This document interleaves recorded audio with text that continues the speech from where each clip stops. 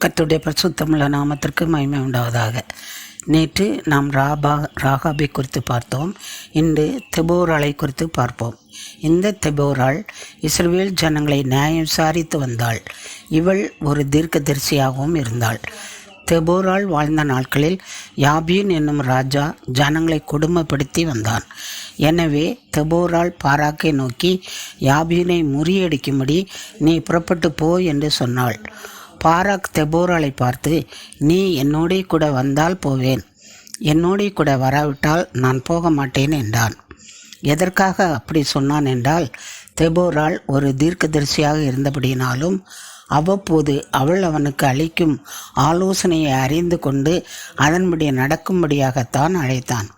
இதேபோல்தான் நம்முடைய வாழ்க்கையிலும் ஆண்டவராகிய இயேசு எப்போதும் நம்முடனே கூட இருப்பாரானால் நமக்கு வரும் இக்கட்டான சூழ்நிலைகளிலும் கஷ்டங்களிலும் நெருக்கங்களிலும் நமக்கு ஆலோசனை தருவது மாத்திரமல்ல, நம் கூடவே இருந்து நம்முடைய கரங்களை பிடித்து நம்மை சரியான பாதையில் நடத்துகிற தேவனாகவும் இருப்பார்.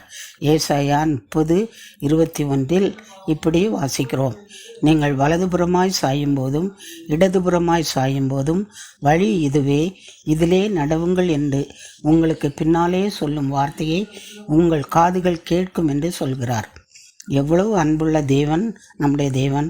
நாம் எந்த சூழ்நிலைகளிலும் வழிதப்பி போய்விடக்கூடாது என்று எவ்வளவு கவனமாக இருக்கிறார். ஆகவே எப்போதும் தெபோராளை பாராக் கூட வைத்திருந்தது போல நாமும் நம்முடைய தேவனை நம் கூடவே வைத்திருப்போமாக. தெபோராள் பாராக் கூட சென்றபோது பாராக் அவன் சத்ருவாகிய சிசராவை பட்டயக்கருக்கினால் முறியடிக்கும்படி கர்த்தர் செய்தார். அதுபோலவே நாமும் நம்முடைய ஆண்டவராகிய இயேசு கிறிஸ்துவை நம் கூடவே வைத்திருப்போமானால் சத்ருவாகிய சாத்தானை நாம் ஜெயிக்க முடியும். சத்ருவை ஜெயிக்கும்போது ஆண்டவர் நம்மில் மகிழ்ந்து களி கூறுவார்.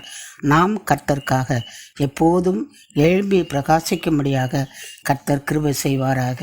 ஆமென்.